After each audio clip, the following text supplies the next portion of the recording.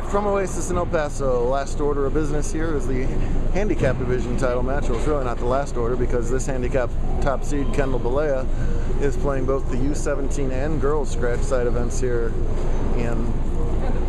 immediately after this match. Somehow Kendall has not yet realized that she doesn't have a full rack. Laser-like focus of Kendall Balea. Not seeing that missing pin. Well, I guess not. She's taking on Carlos Estrada for the title here, and the handicap difference is 25. Kendall has to beat Carlos by 25 to tie, 26 to win. Kendall has, I think, a couple titles. I'll double check with her on that while Carlos looking for the first one, right? Has one? Yeah. Looking for the first one. 1 and 2. Yes, you can say Lucen 1 and 2. Made top 4s, I'm sure of that. Yeah, must be what I'm remembering. She knew that 7 pin was going to fall anyway. She's like, let's just carry on. Perfect shot there, 10 in the pit. Gives her a 13 pin lead on the scoreboard so far. And again, giving back 25 to Estrada. Kendall, the reigning all-conference handicap division bowler of the year. She fought off a couple other tough competitors for that honor and almost holds pocket there to trip the 4. Nice shot. Makeable spare. I was talking to her dad at in California last week and said it's looking like it's starting to click for her. She had a nice finish there in the California invite. Okay yesterday and fantastic today on a pattern that turned out to be pretty difficult. Chichen Itza. We call it chicken pizza. Most people do. Got pretty squirrely towards the end. No problem at all at the 4 pin.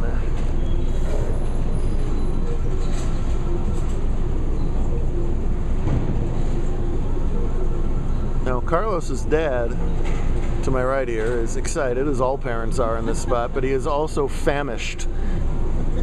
He has been deciding whether to eat here or eat somewhere else for the last hour and a half, and his kid refuses to be eliminated. He'll take that every day.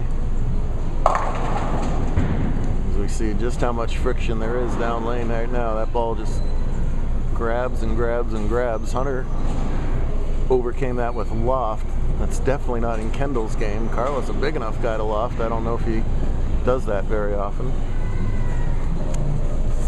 Sometimes you're yelled at the bowling alley if you loft it, but it's a tool you got to have in today's game. It misses to the right on that one. Fall a little further behind. Came in at a 151 average, was plus 22 for his first 5 games today. Then in Super Survivor, you got to not be the low game or not the low totals. He flirted with it a few times. It came up with a 214 last game, which let him survive by 3 pins over Daniel Arribas. It's been that kind of day in handicap. 1 or 2 pins has been the difference between being in or out every single round.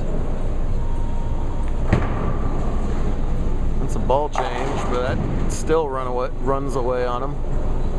Real fortunate to only leave the 9 pin out of that.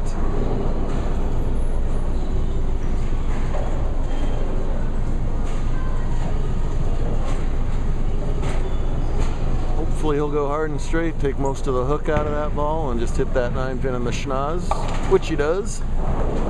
Nice spare.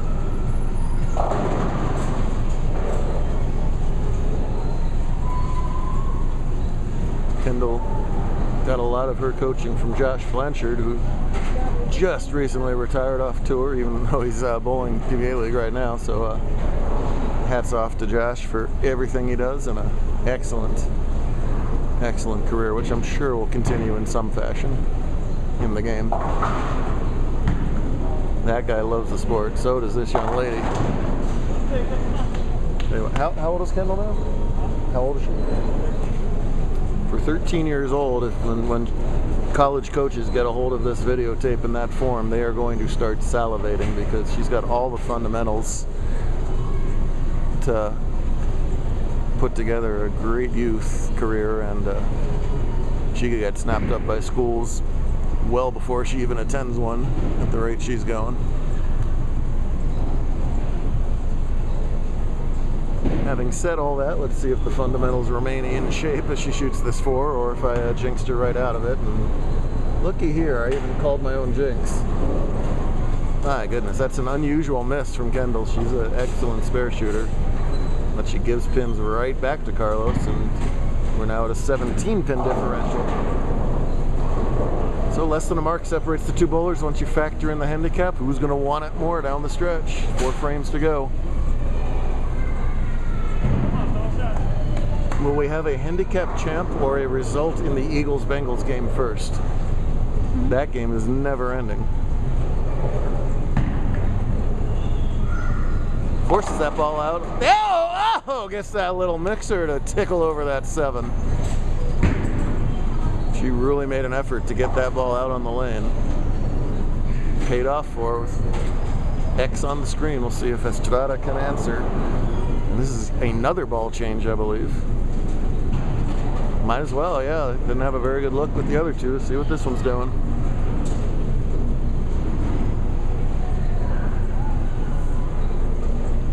As you continue to level up in the game, bowling becomes so much about knowledge of your own game and your own equipment and making the right educated guesses. Boy, that ball went a little longer, but still hooked on him, but got the nice break with the Brooklyn strike. Doesn't lose any count. Matches Kendall's. He matches Kendall the rest of the way. He wins. Look at it that way.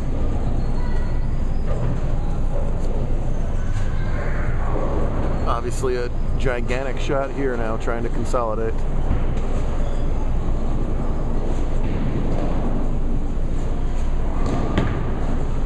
That one he got out nice, but boy, oh boy, just that ball just putting on a turn signal and just careening to the left. Tough pattern. You got to trust it, but remember, you trust it too far. It's that big giant brown board right at the first arrow that nobody wants to be in. Tricky little spare here. You lucky? No. Uh-oh. Trouble here is he gives another mark back and with some count. 101 through 8 gives Bolea a theoretical 33 pin lead, which is over that magic number of 25. So the advantage flip-flops over to Kendall. Now let's see if she can throw the dagger here, or she'll give Carlos another chance.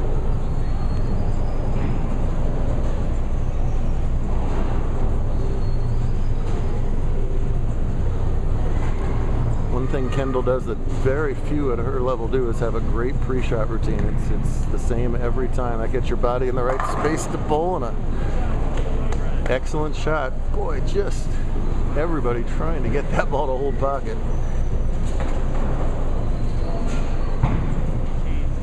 Bowling does that to you a lot. If you miss a 4-pin once, boy, odds are you see that dang 4-pin all over again, and there it is, just 1 frame later on the same lane. She missed it before. She's going to have to make it this time.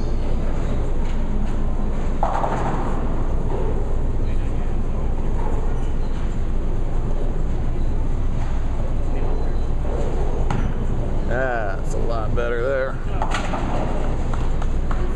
Maintained the form under pressure. Much better shot at the spare.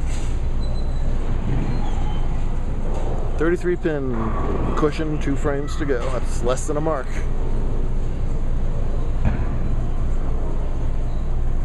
Big thanks to the team at Oasis here. If you didn't watch the first part, big old 40 laner here in far east El Paso. Feels more like western San Antonio. We're so far east in El Paso, but good hosts either way. Same thing again and again and again, getting that ball to hold. This time it doesn't.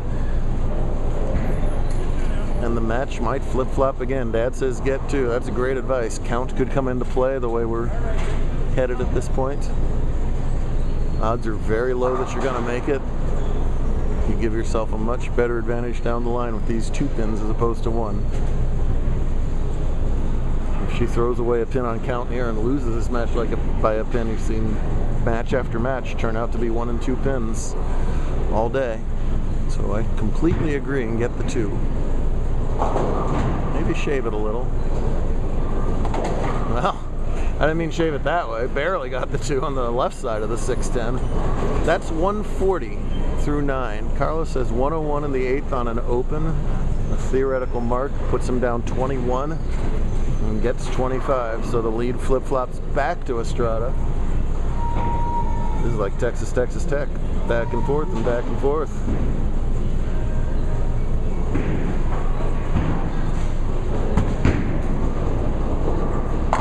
Oh! Man, he throws his best shot in a while, and just the fast 4-7-9, you can't get a worse break. 7 pins exploded off the lane, and a good shot leaves a very difficult split. That hook could help him in this case, though. That's close. Ooh, that was really close to making it. Instead, they trade opens in the 9th. And I said earlier, it's who wants it more. Now it's just going to be who can cross the finish line breathing at this point. It's less than a mark. He's getting 25, so that's at 134 with his handicap. He trails by 6. Kendall will have to match whatever Carlos does. That's really a pretty good shot. You had to get that ball off the head pin. Just doesn't quite finish. And boy, pattern that yielded medium to medium high scores earlier in the day has turned into US Open. Choppable spare, has to have it. Oh no, hooks by it. Aye. So 117 plus that 25 difference is only 142. Kendall Balea needs 3 pins on 2 balls. And we'll have a chance at the ultimate three-peat. She could win handicap, girls scratch, and U17 still. Or she could have a disaster and Carlos would win. That would take a disaster of pretty epic proportions. Either way, Pop's getting food, so I'm getting food soon too if the bowlers ever hurry up. That's 3 pins, that's a win. Too bad, finishing style. It's been a while for Kendall, even though she had that Bowler of the Year season last year. It wasn't with stacks of wins. It's hard to win in handicap. Everything has to go right. As soon as you do win, your handicap flies up. It becomes that much harder to win again, but picks up right where she finished last season. It's a little 1 to the left of her name. Carlos, you're going to be okay. You can survive. It's your high finish. Absolutely. Struggled a little yesterday, right? No struggle at all today. That's right. First JBT in a year. Is that the first time you bowled since all this, or have you been able to keep it bowling? Sure. Some kids are able to bowl.